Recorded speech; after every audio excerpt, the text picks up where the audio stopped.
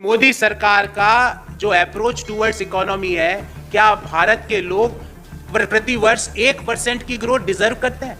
क्या भारत के लोग 3 साल में 3% की जीडीपी ग्रोथ डिजर्व करते हैं? क्या भारत के युवा लगातार बेरोजगारी की दर जो 8% से ज्यादा बनी हुई है वो डिजर्व करते हैं? शहरों में बेरोजगारी की दर 9.6% पे पहुंच गई है, क्या वो डिजर्व करते हैं? और मोदी सरकार इन सब पे आंखें मूंद के क्यों बैठी है?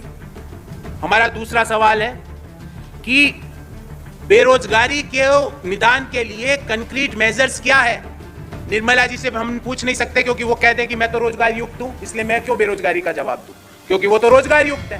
क्योंकि प्याज के दाम बढ़ते हैं, वो क्या मैं प्याज नहीं खाती तो मैं क्यों जवाब दूं? तो अभी उनको आप बेरोजगारी का सवाल पूछो तो बोले मेरे पास तो रोजगार है, मैं तो भारत सरकार की केंद्रीय मंत्री हूं, मेरे पास तो सब सुख सुविधाएं हैं, तो मैं क्यों बेरोजगारी पे बात करूं? मोदी जी से पूछा ये सवाल, निर्मला जी से नहीं पूछा क्योंकि वो तो रोजगार युक्त है कह देगी। और भारत सरकार ने मौजूदा वित्तीय वर्ष की पहली तिमाही के जीडीपी आंकड़े घोषित किए पिछले 3 साल में, और ये सारे आंकड़े भारत सरकार के आंकड़े हैं। पिछले 3 साल में भारतीय अर्थव्यवस्था 3% से कम, लेस देन 3% से बढ़ी है। अप्रोक्सीमेटली 3% मान ले तो 3% ग्रोथ इन 3 ईयर्स। मतलब 3 साल पहले अगर किसी व्यक्ति की आय 10,000 रुपये थी तो आज मोदी सरकार के इकोनॉमिक मॉडल में, जहां पर इन्फ्लेशन 7% पर बना हुआ है, वहां पर उसकी आय 10,000 से बढ़कर 10,300 रुपये हुई। यह भारत की विकास दर मोदी सरकार ने दी है। सारे आंकड़े दूंगा। बनाकर अर्थव्यवस्था को लाचार, विपक्षी दलों की सरकारें रीसेट करने में लग गई है। मोदी सरकार रीसेट करनी थी इकोनॉमी को, पर यहां पे रीसेटिंग हो रही है। जो विपक्षी दलों की सरकारें हैं वहां पे रीसेट करने का प्रयास मोदी सरकार कर रही है। मोदी जी को मन की बात करने की जरूरत नहीं है अर्थव्यवस्था पे, क्योंकि अर्थव्यवस्था पर 80 रुपए के पास रुपया चल रहा है डॉलर के मुकाबले। बेरोजगारी की दर अगस्त 2022 में सीएमआईई के अनुसार 8.28% पर बनी हुई है। और इससे बड़ी चौंकाने वाला आंकड़ा है कि शहरों में बेरोजगारी 9.6% पर है। तो एक तरफ रुपया 80 पर, बेरोजगारी अपने 1 साल के लास्ट 1 ईयर के हाईएस्ट पर, 45 साल के हाईएस्ट पर 1 साल पहले पहुंच गए थे और लास्ट 1 ईयर के हाईएस्ट में अगस्त 2022 में पहुंच गए। बेरोजगारी की दर 8.28% जो कि हाईएस्ट है उस पर बनी हुई है। रिटेल इन्फ्लेशन लगातार, खुदरा महंगाई दर लगातार रिजर्व बैंक ऑफ इंडिया की जो रेंज है 6% उससे ज्यादा बना हुआ है। अगर हम जुलाई 2022 का आंकड़ा देखें तो 6.71% पर रिटेल महंगाई दर है।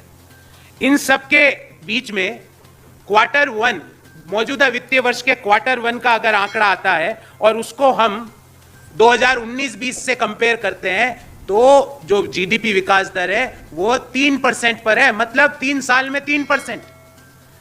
आरबीआई की मॉनेटरी पॉलिसी में यह कहा गया कि मौजूदा जो क्वार्टर 1 है मौजूदा वित्तीय वर्ष का, उसमें अगर हम मोदी जी का ही आंकड़ा ले लें तो उसमें कहा गया था 16% की ग्रोथ होगी, जबकि अगर हम लो बेस पर भी बात कर लें तो वो 13.5% पर है। अगर हम 2019-20 के नंबर से कंपेयर करें तो 3% पर है। अगर लो बेस पर बात करें तो जो रिजर्व बैंक का अनुमान था 16% का, वो घटकर हो गया 13.5%। और इसका नतीजा क्या हुआ कि स्टेट बैंक ऑफ इंडिया, ये मैं नहीं कह रहा, स्टेट बैंक ऑफ इंडिया ने मौजूदा वित्तीय वर्ष के जो ग्रोथ के पूर्वानुमान थे उनको घटा दिया है। पहले जो 7.5% की लो बेस पर जीडीपी ग्रोथ की बात की जा रही थी उसको घटा के 6.8% स्टेट बैंक ऑफ इंडिया ने कर दिया है। अगर हम कांस्टेंट प्राइसेस पर जीडीपी विकास दर देखें तो क्वार्टर 1 2022-23 पर 36.8 लाख करोड़ रुपया था जीडीपी की साइज, और 2019-20 में 35.85 लाख करोड़ थी। मतलब 3 साल में 3%। मतलब पिछले 3 सालों में सालाना हमारी जीडीपी विकास दर हुई है 1%। मोदी जी का विकास का मॉडल 1% की ग्रोथ, अगर हम इसको सालाना विकास दर में देख लें। और तो और अगर हम एक्टिविटी देखें माइनिंग को, तो माइनिंग में पिछले 3 साल में 14% की गिरावट आई है, 14% डिप। जो माइनिंग का जो साइज थी जीडीपी में वो 85,423 करोड़ मौजूदा वित्तीय वर्ष के पहले क्वार्टर में है, 19-20 के पहले क्वार्टर में वो 98,887 करोड़ रुपया थी।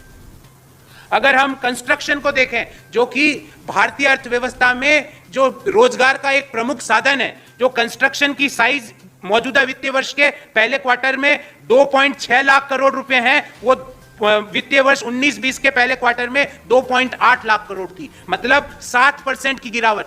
माइनिंग गिरी 3 साल में 14%, कंस्ट्रक्शन गिरा 3 साल में 7%, रियल जीडीपी 3 साल में बढ़ी 3%, और मैन्युफैक्चरिंग की अगर बात कर लें तो पिछले 7 साल में मैन्युफैक्चरिंग बढ़ी 7%, अर्थात प्रति वर्ष मैन्युफैक्चरिंग में ग्रोथ हो रही है 2%। ये मोदी जी के विकास के मॉडल है। और इन सब का नतीजा क्या हुआ कि आज बेरोजगारी की दर, जो अनएम्प्लॉयमेंट रेट है, वो आज 8.28% पर है। शहरों में बेरोजगारी 9.6% पर है। उसका नतीजा क्या हुआ? इन सब का नतीजा यह हुआ कि जो रिटेल इन्फ्लेशन है वो लगातार आरबीआई की अपर लिमिट 6% से ज्यादा बना हुआ है। साथियों, हमारा इस बाबत सरकार से 3 सवाल है और बड़े संक्षिप्त सवाल है। पहला, कि मोदी सरकार का जो अप्रोच टुवर्ड्स इकोनॉमी है, क्या भारत के लोग प्रति वर्ष 1% की ग्रोथ डिजर्व करते हैं? क्या भारत के लोग 3 साल में 3% की जीडीपी ग्रोथ डिजर्व करते हैं? क्या भारत के युवा लगातार बेरोजगारी की दर जो 8% से ज्यादा बनी हुई है वो डिजर्व करते हैं? शहरों में बेरोजगारी की दर 9.6% पे पहुंच गई है, क्या वो डिजर्व करते हैं? और मोदी सरकार इन सब पे आंखें मूंद के क्यों बैठी है? हमारा दूसरा सवाल है कि बेरोजगारी के निदान के लिए कंक्रीट मेजर्स क्या है? निर्मला जी से हम पूछ नहीं सकते, क्योंकि वो कह दे कि मैं तो रोजगार युक्त हूं, इसलिए मैं क्यों बेरोजगारी का जवाब दूं, क्योंकि वो तो रोजगार युक्त है। क्योंकि प्याज के दाम बढ़ते हैं, वो क्या मैं प्याज नहीं खाती तो मैं क्यों जवाब दूं? तो अभी उनको आप बेरोजगारी का सवाल पूछो तो बोले मेरे पास तो रोजगार है, मैं तो भारत सरकार की केंद्रीय मंत्री हूं, मेरे पास तो सब सुख सुविधाएं हैं, तो मैं क्यों बेरोजगारी पे बात करूं? और आपको जान के आश्चर्य होगा, बेरोजगारी में अगर पहले 2 स्टेट हैं, नंबर 1 और नंबर 2, वो है हरियाणा, जो कि देश का एक जमाने में औद्योगिकरण का इंजन हुआ करता था, वो आज लगातार पिछले 3 वर्षों से बेरोजगारी का नंबर 1 बना हुआ है। और दूसरा स्टेट हो गया है BJP control Jammu and Kashmir. ये मैं नहीं कह रहा, ये सब सीएमआई के आंकड़े। और अगर आप नीचे से देखोगे कि जहां पे बेरोजगारी सबसे कम है, तो उसमें आप पाओगे छत्तीसगढ़ है। तो दूसरा हमारा स्पेसिफिक सवाल यह है कि बेरोजगारी के ऊपर आपकी क्या रणनीति है, और विशेषकर जो शहरों में बेरोजगारी बढ़ रही है उसका निदान, उसको कंट्रोल करने की क्या रणनीति है? और तीसरा सवाल, साथियों, 2022 के शुरुआत के अगस्त महीना भी खत्म हो गया, अब सिर्फ 4 महीने बचे, 8 महीने हो गए। मोदी जी, $5 ट्रिलियन इकोनॉमी का वादा 2022 का था। कम से कम नई डेट तो दे दो सामने आके कि भाई अब ये नई डेट 2022 की जगह क्या है। आपने तो उस वादे का नाम लेने वाला कोई नहीं है।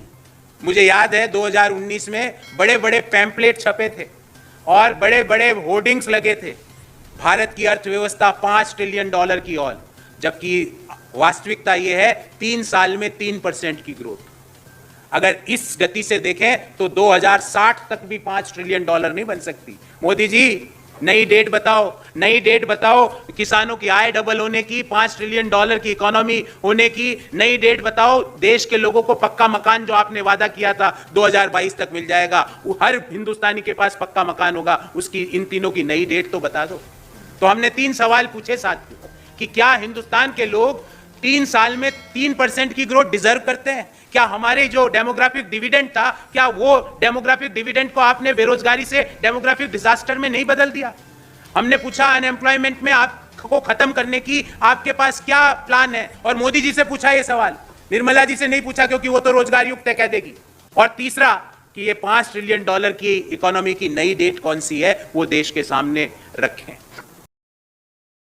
सब्सक्राइब कीजिए न्यूज रिएक्शन चैनल को और प्रेस कीजिए नोटिफिकेशन बेल को, ताकि आप पास के लेटेस्ट न्यूज अपडेट्स सबसे पहले